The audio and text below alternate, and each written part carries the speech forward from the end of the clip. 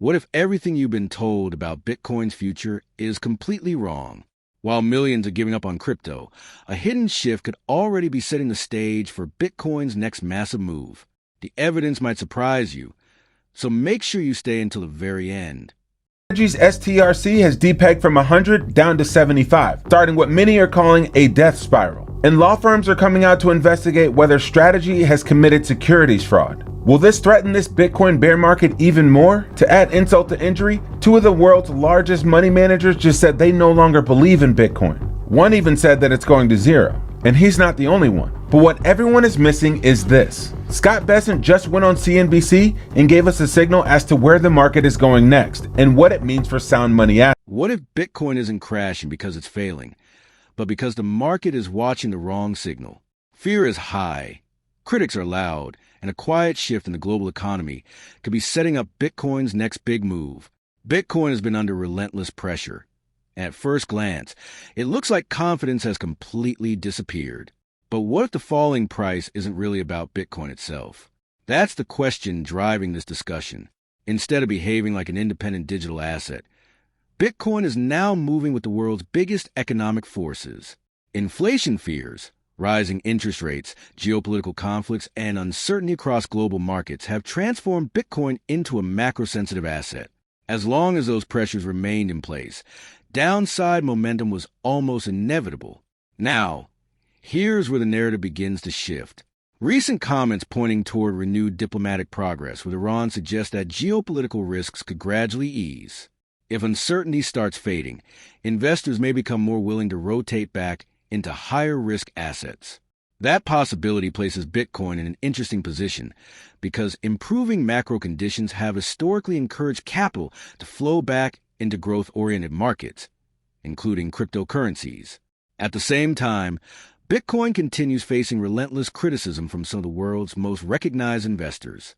Detractors argue that its volatility prevents it from serving as a reliable store of value, and that speculation remains its primary use case.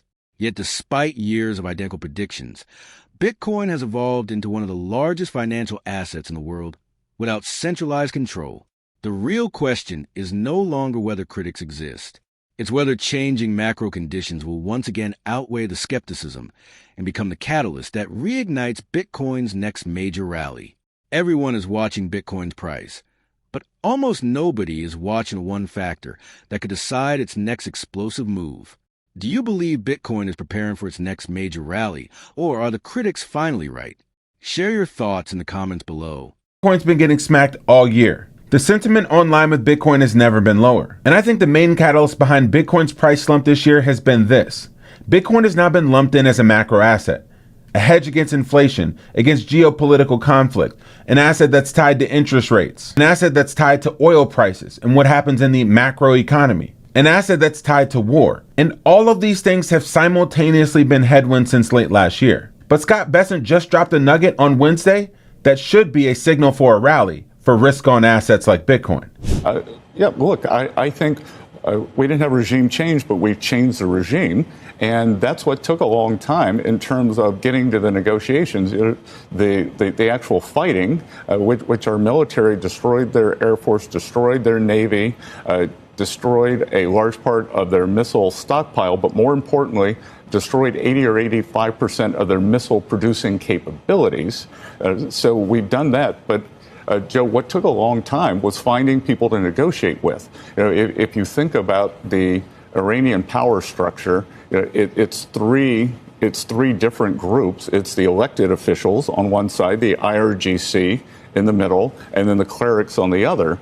And those were decapitated at the first level, some at the second level, and now we are down at the third level. And what President Trump has done with the combination of epic fury, economic fury, and the blockade, for the first time ever, for the first time since 1979, the Iranians are willing to discuss their nuclear program. Never happened before. Regime change, negotiation. The asset that was started with no fanfare 16 years ago and released onto the internet that everyone thought was real and not fake and a scam is now a $1.4 trillion asset with no one managing it on any side, and yet now it's going to zero. He's not the only one saying that it's going to zero. What about Jeremy Grantham? one of the world's largest asset managers. He manages about $80 billion worth of assets. And he's someone who hasn't outperformed the index in over 30 years, giving people mediocre returns, but yet somehow he's a world expert on crypto and Bitcoin. He also says that it's going to zero. When you're talking about investment strategies, how much crypto do you own? None. Have you ever owned any crypto? No. Will you ever own any crypto? No. Will you ever advise anyone to buy crypto? No. Why? I think it's an unnecessary piece of nonsense. It facilitates nothing except criminals moving money, so they can't be seen. It's not a store of value since it bounces around all over the place, just down from 120 to 60, because it felt like it. So it's not stable. It's volatile as hell. It's not used conveniently as a medium of exchange. You can't go into a shop and use it easily. It does one thing very, very well. It's a means of speculating beautifully. Do you think Bitcoin's going to go to zero? Well, in the distant future, yes, it will certainly go to zero, but it may take a long time. And in the distant future, everything goes to zero. So Bitcoin. What if the biggest threat to Bitcoin isn't the market crash everyone is talking about, but the silent shift happening behind the scenes? Stay with us, because by the end of this video, you'll see why this could be one of the most important turning points for Bitcoin yet. Has the crypto market started losing faith in Bitcoin, or is the biggest opportunity hiding where most investors are afraid to look? That's the question this conversation puts front and center. While some investors are turning their attention toward artificial intelligence, space exploration, and blockbuster IPOs, Bitcoin continues to divide opinion like no other asset. Is the next wave of wealth really shifting away from crypto, or is this simply another cycle of fear before a major comeback? One statistic stands out above everything else. A large share of Bitcoin's total supply hasn't moved in more than 4 years. What does that tell you? It suggests that experienced holders aren't rushing for the exits. Instead of panic selling, many are choosing disciplined strategies, including borrowing conservatively against their Bitcoin while keeping their long-term positions intact.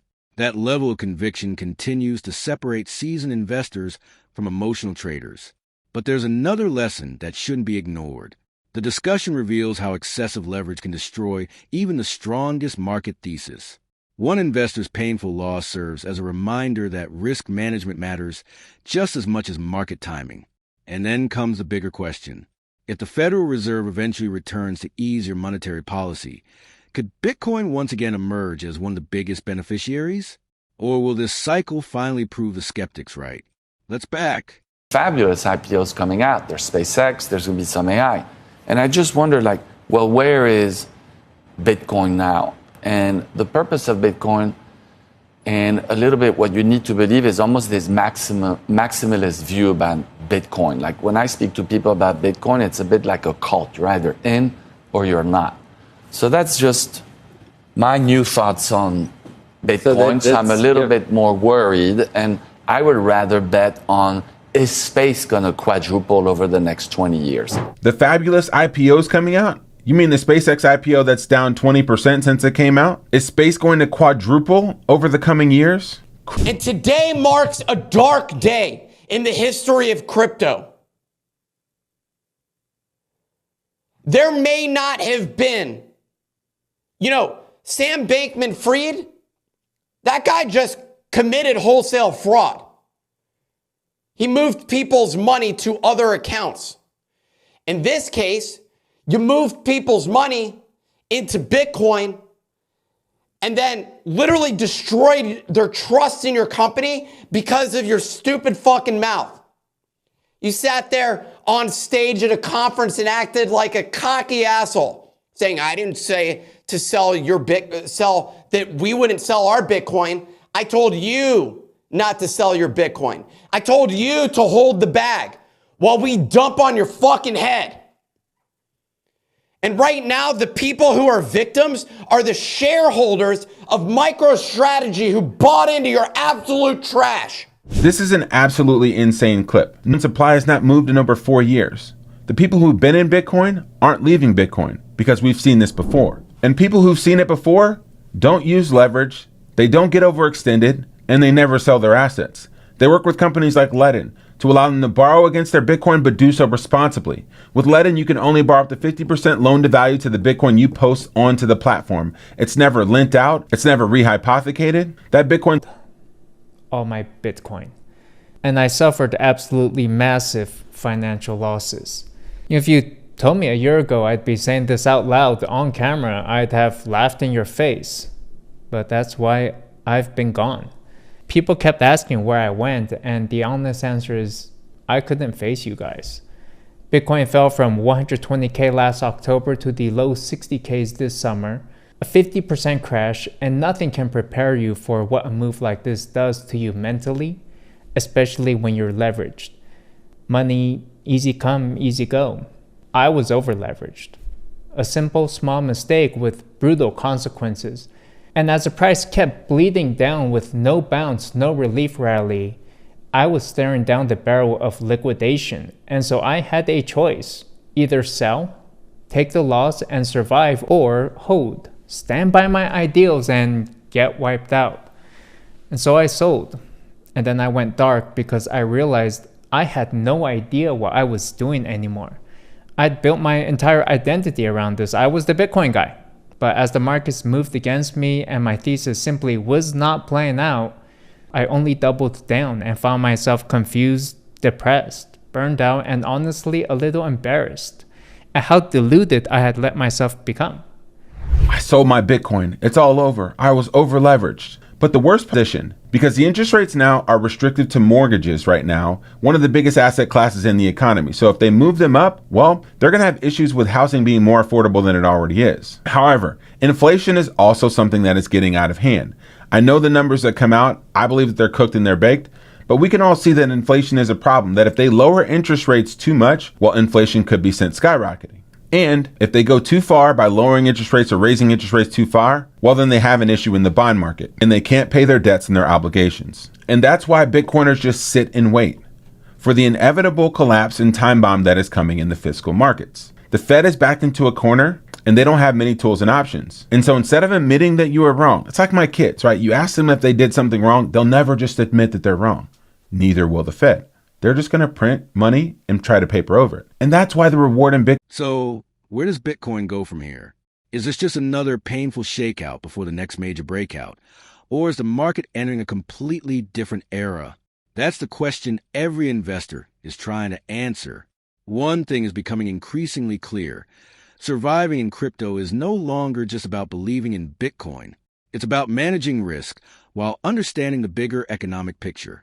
As inflation, interest rates, and central bank decisions continue shaping global markets, Bitcoin's next move may depend less on headlines and more on changing liquidity conditions.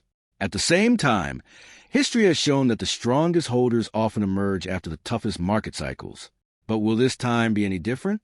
Could the next policy shift ignite another explosive rally, or will skepticism continue keeping investors on the sidelines? The next chapter hasn't been written yet. And that uncertainty is exactly what makes Bitcoin one of the most closely watched assets in the financial world today. So what do you think? Is Bitcoin quietly setting up for its next historic rally, or are the skeptics finally proving to be right this time? Let everyone know your prediction in the comments below. If you found this analysis valuable, don't forget to like, share, and subscribe for more in-depth crypto insights, Bitcoin analysis, and the latest market updates.